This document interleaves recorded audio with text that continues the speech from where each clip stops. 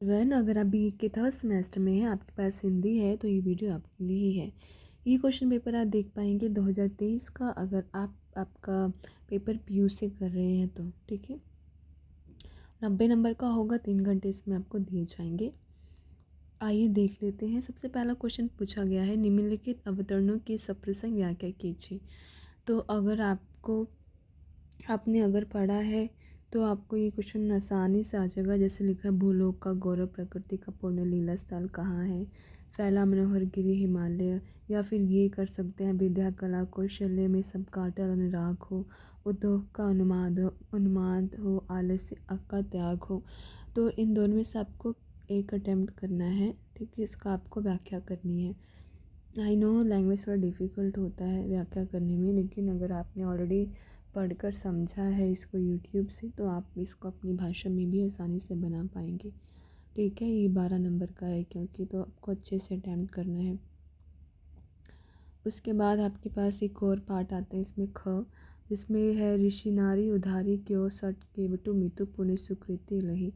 या फिर मेरे जाति पंथी ना चही काहू की जाति पंथी। इन दोनों में से आपको एक अटैम्प्ट करना है, 12 नंबर का है, ठीक है।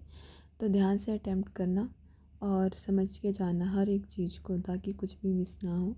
उसके बाद है क्वेश्चन नंबर सेकंड, निम्नलिखित में से 3 दीर्घ समीक्षात्मक प्रश्नों के उत्तर दीजिए। प्रत्येक खंड से कम एक प्रश्न का उत्तर देना अनिवार्य है। ऑलराइट, तो आप देख पाएंगे यहाँ पे आपके पास 3 खंड है। ये लिखा है खंड 1, तो बाकी मैं आपको और खंड शो कर देती हूँ। ये लिखा है खंड 2। ऑलराइट, ठीक है।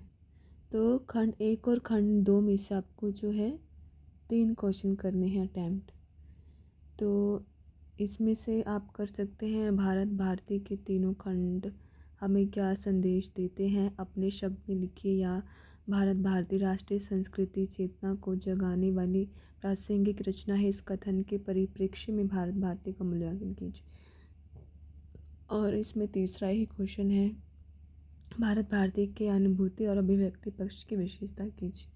तो आपको ये ध्यान रखना है, इसमें से आपको एक ही अटैम्प्ट करना है या 2 भी अटैम्प्ट कर सकते हैं, क्योंकि खंड ख मतलब हर एक खंड में से एक एक क्वेश्चन तो अटैम्प्ट करना ही है। और जो तीसरा क्वेश्चन है वो खंड क से करो या खंड ख से। तो खंड ख में है, कवितावली के आधार पर उस समय का युग चित्रण कीजिए, या कवितावली का उत्तराखंड का महत्व प्रतिपादित कीजिए। तुलसीदास का परिचय देते हुए कवितावली की भाषा शैली की विशेषताएं लिखी। ये आपको अटैम्प्ट करना है।